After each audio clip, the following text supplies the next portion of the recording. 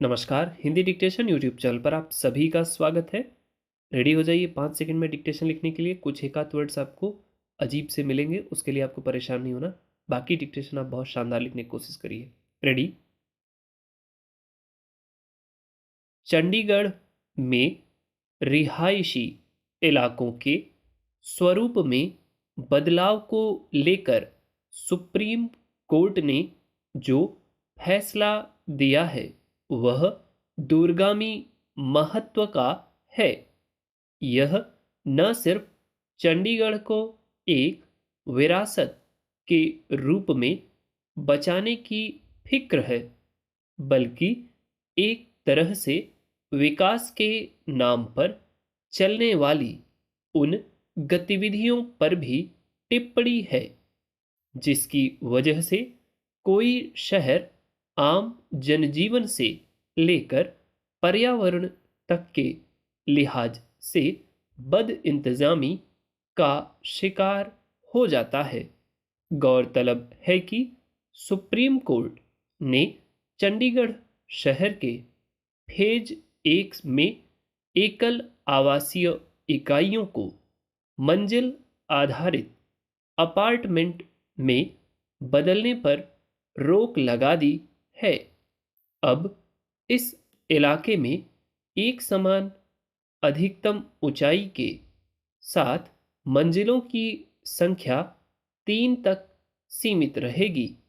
पिछले कुछ दशकों से शहरों में विकास के नाम पर जिस तरह की बेलगाम गतिविधियां चल रही हैं, उसके मद्देनज़र इस फैसले को दरअसल देश के पहले नियोजित शहर चंडीगढ़ की विरासत को बचाने की दिशा में एक बड़ा कदम कहा जा सकता है।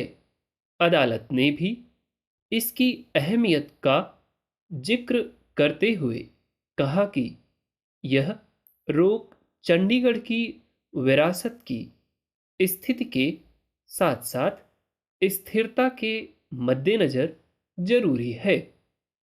सतत विकास और पर्यावरण संरक्षण के बीच एक उचित संतुलन बनाने की भी आवश्यकता है।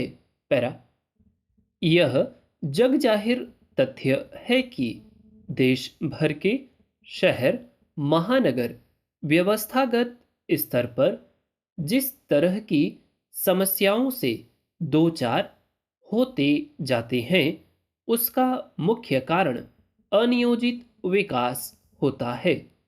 चंडीगढ़ को इसलिए अलग करके देखा जाता रहा है कि इस शहर को जिस स्वरूप में निर्मित किया गया था, उसमें न सिर्फ रिहाइश के स्तर पर आम लोगों को एक बेहतर जगह मिल सकी, बल्कि यह पर्यावरण संरक्षण के लिहाज से भी नियोजित शहरीकरण का एक आदर्श उदाहरण रहा है। फ्रांसीसी वास्तुकार ली कार्बूजिए ने सालों की मेहनत के बाद चंडीगढ़ शहर की संरचना का निर्माण किया था। उन्हें भीड़-भाड़ वाले शहरों में बेहतर स्थितियां और जरूरत के मुताबिक ढांचा तैयार कराने के प्रति समर्पित माना जाता था। उन्हें चंडीगढ़ में जिस स्वरूप में इमारतों का निर्माण कराया, वे आमतौर पर एक अलग संदेश देती हैं। मगर अफसोस की बात यह है कि वक्त के साथ इन इमारतों में भी सुविधा के मुताबिक कई तरह के बदलाव किए गए।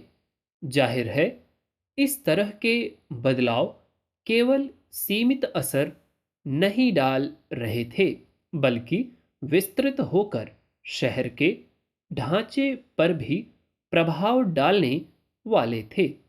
इसी क्रम में सन 2001 में एक नियम के तहत चंडीगढ़ में आवासीय भूखंडों को अपार्टमेंट के रूप में निर्माण या उपयोग करने की इजाज़त दे दी गई थी।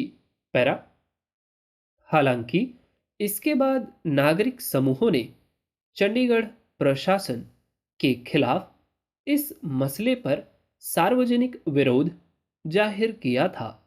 विरोध के पीछे दलील यह थी कि ढांचे में बदलाव की इस तरह की कोशिशें शहर के चरित्र को पूरी तरह बदल देंगी और मौजूदा बुनियादी ढांचे और सुविधाओं को खत्म कर देंगी।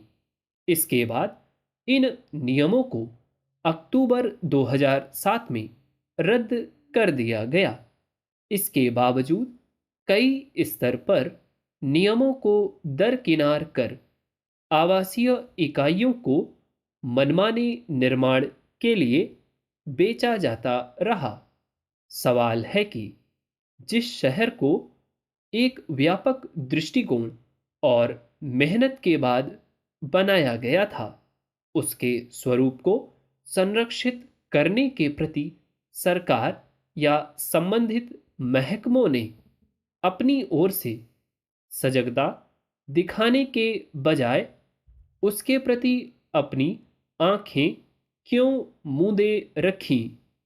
ऐसे में सुप्रीम कोर्ट के फैसला एक विरासती शहर के रूप में चंडीगढ़ के बुनियादी स्वरूप को बचाने के लिहाज से काफ़ी अहम है, खास तौर पर ऐसे समय में जब इसी पहलू की अनदेखी की वजह से जोशीमठ या अन्य धरोहरों के सामने अस्तित्व बचाने तक की चुनौती खड़ी हो रही है। उम्मीद है डिक्टेशन आपने लिख लिया होगा। जो वर्ड आपसे छूट रहे हैं या आप उनको गलत बना रहे हैं, गलत बन जाते हैं स्पीड में, तो आप उनको अलग से नोट करें और उनकी प्रैक्टिस करें। और डिक्टेशन यदि आधा अधूरा आपका लिख रहा है तो आपको डिक्टेशन को 2 भागों में लिखना चाहिए, ठीक? और बार बार लिखना चाहिए, 2 से 3 बार आपको लिख के प्रैक्टिस करनी चाहिए। आप ऐसा करेंगे तो निश्चित है कुछ ही समय में आप पूरा डिक्टेशन एक बार में लिख पाएंगे, ठीक? चैनल पर यदि आप नए हैं तो आप चैनल को सब्सक्राइब कर लीजिए ताकि आपको डेली इस तरह की डिक्टेशन मिल सकें और आप डेली प्रैक्टिस कर सकें। वीडियो आपको अच्छी लगती है तो आप लाइक करें, चैनल को सब्सक्राइब करें और फ्रेंड्स के साथ शेयर करें। That's all. Thank you.